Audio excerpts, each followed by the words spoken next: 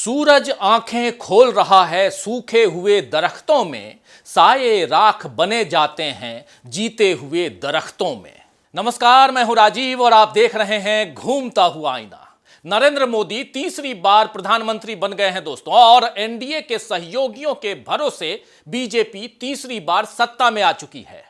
सरकार गठन को 5 महीने पूरे भी हो गए हैं, लेकिन नीतीश कुमार ने अभी तक पलटी नहीं मारी है और चंद्रबाबू नायडू ईडी के चंगुल से मुक्त हो चुके हैं। बीजेपी ने सदस्यता अभियान भी पुरजोर तरीके से चला लिया और हरियाणा में तीसरी बार सरकार भी बना ली। आरएसएस ने भी 100वें साल में प्रवेश कर लिया है। इन सब के बाद बीजेपी में पहले से अधिक ताकत और हिम्मत नजर आना चाहिए थी। अब उसके दावे भी बड़े हो जाने चाहिए थे, जैसे 56 इंच की छाती को 76 इंच की हो गई। अब हर साल 2 करोड़ नहीं बल्कि 4 करोड़ रोजगार बांटे जाएंगे। सबके खाते में 15 लाख नहीं बल्कि 25 लाख रुपए जमा कर देंगे। किसानों को अब एमएसपी के लिए आंदोलन नहीं करना पड़ेगा, क्योंकि उनकी आमदनी अब चौगुनी हो गई है या चौगुनी हो जाएगी। चीन को लाल आंखें नहीं दिखाएंगे, सीमा पर लाल झंडी दिखाकर रोक देंगे और फिर भी चीन न रुका तो लाल जीभ से चिढ़ा देंगे।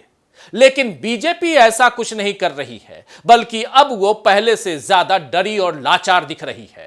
दरअसल बीजेपी का सारा डर कांग्रेस को लेकर है। बीजेपी किसी भी हाल में खुद को कांग्रेस से बड़ा दिखाना चाहती है। देश से वो कांग्रेस को मिटा ही नहीं पाई और अब कांग्रेस के साथ इंडिया गठबंधन के कारण देश की सियासत में इतने बदलाव आ चुके हैं कि बीजेपी अपने डर, अपनी असुरक्षा को, अपनी हीनता ग्रंथि को निकाल ही नहीं पाई है और उसके नेताओं की जुबान दिन ब दिन तल्ख होती जा रही है।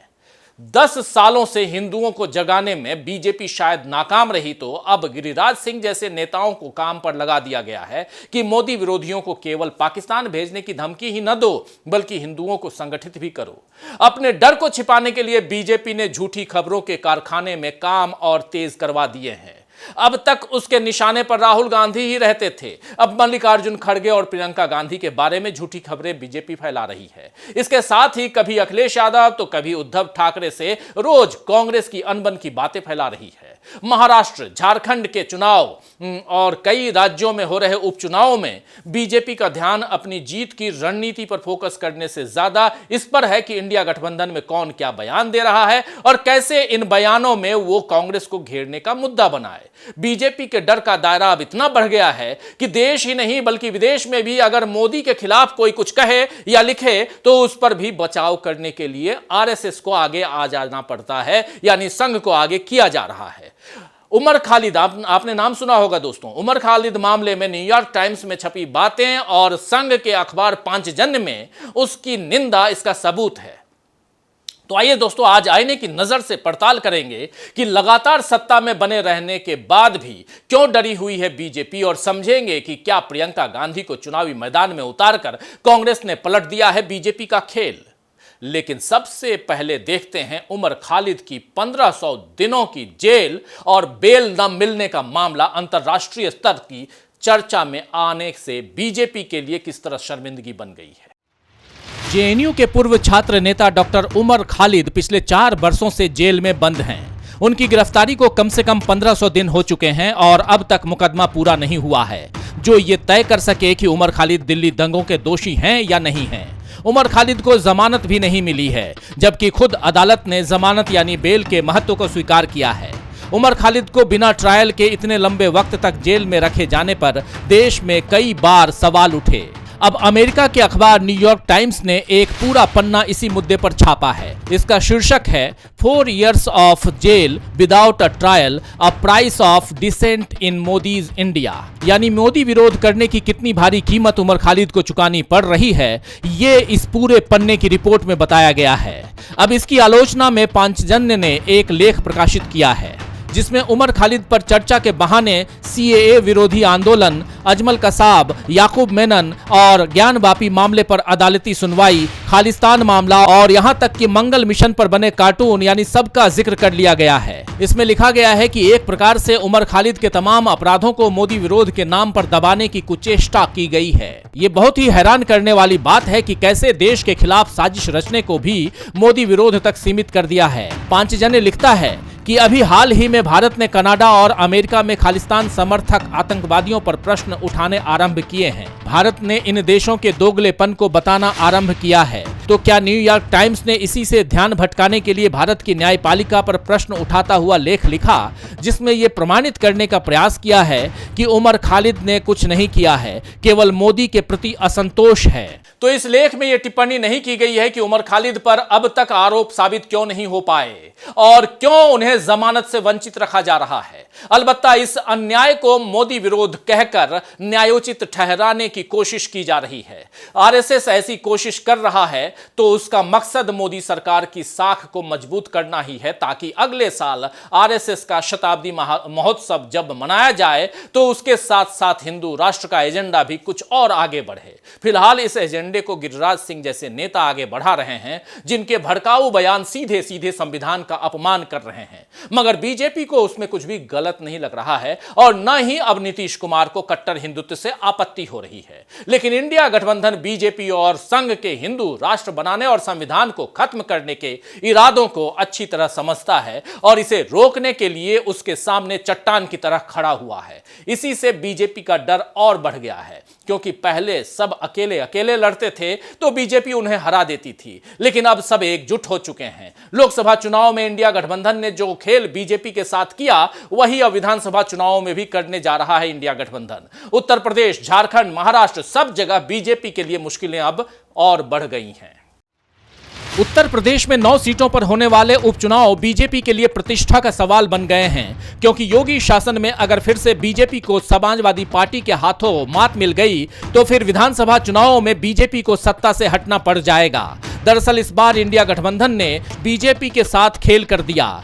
पहले लंबे वक्त तक बीजेपी इस इंतजार में रही कि 9 सीटों में कांग्रेस और समाजवादी पार्टी के बीच बंटवारा कैसे होगा।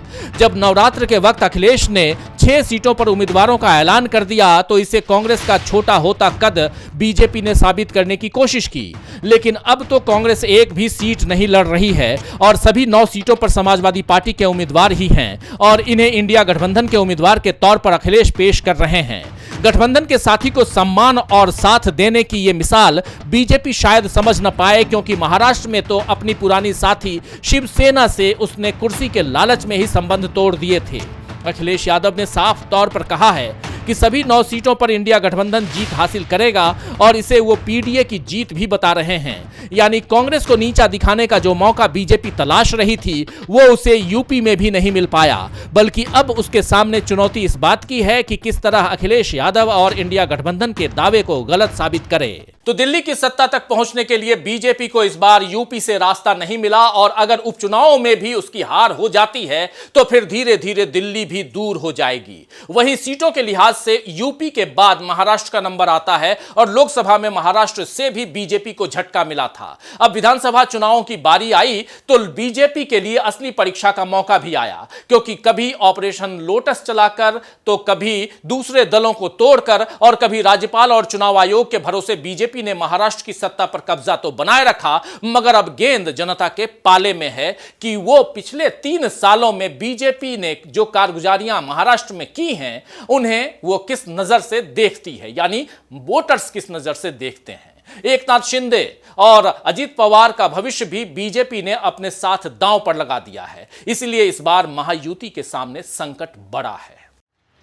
महाराष्ट्र चुनाव में पहले आए कई सर्वे में नजर आया है कि एमवीए यानी महाविकास आघाड़ी के पास जीतने के मौके ज्यादा हैं, क्योंकि एनडीए के शासन को या एकनाथ शिंदे को जनता ज्यादा पसंद नहीं कर रही है।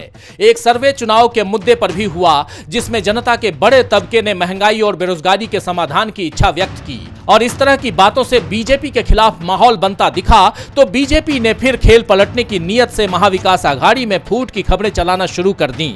हालांकि शिवसेना और एनसीपी दोनों के नेता बता चुके हैं कि कांग्रेस से उनका कोई मतभेद नहीं है।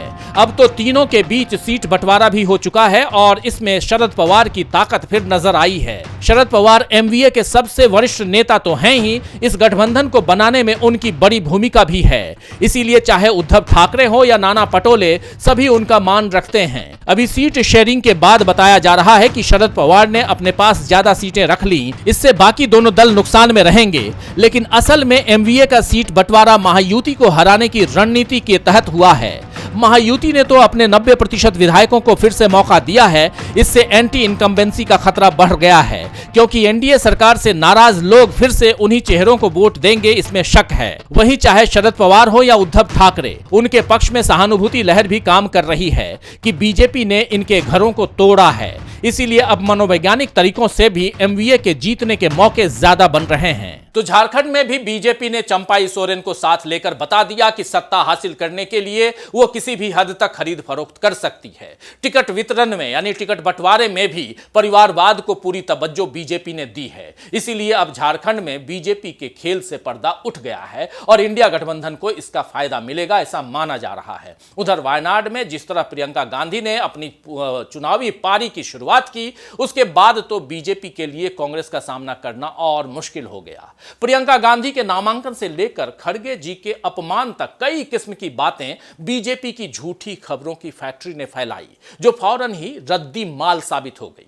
अब खड़गे जी के अध्यक्ष पद पर 2 साल पूरे होने का जो जश्न कांग्रेस ने मनाया है और जिस तरह मनाया है, वो बीजेपी को बेचैन कर सकता है, क्योंकि खड़गे जी ने चेतावनी दे दी है कि वो जब तक मोदी सरकार को हटाएंगे नहीं, तब तक वो मरेंगे नहीं। यानी मल्लिकार्जुन खड़गे का वो बयान आप सुनिए, जिसमें उन्होंने साफ साफ कहा था कि जब तक मैं सरकार से मोदी को हटाऊंगा नहीं, तब तक नहीं मरूंगा। कांग्रेस और इंडिया गठबंधन से मिल रही चौतरफा चुनौतियों के बीच बीजेपी न अपनी सत्ता का आनंद उठा पा रही है और न ही जीत का जश्न मना पा रही है। ये डर, ये बेचैनी, ये चिंता, यही बीजेपी की सबसे बड़ी हार है। खैर, शायर साइमा इस्मा ने ठीक ही फरमाया है कि ऐसा क्या अंधेर मचा है मेरे जख्म नहीं भरते, ऐसा क्या अंधेर मचा है मेरे जख्म नहीं भरते, लोग तो पारा पारा होकर जुड़ जाते हैं लम्हे में। तो आज के लिए बस इतना ही, फिर मिलेंगे खबरों के नए आईने के साथ। तब तक देखते रहिए डीबी लाइव। नमस्कार।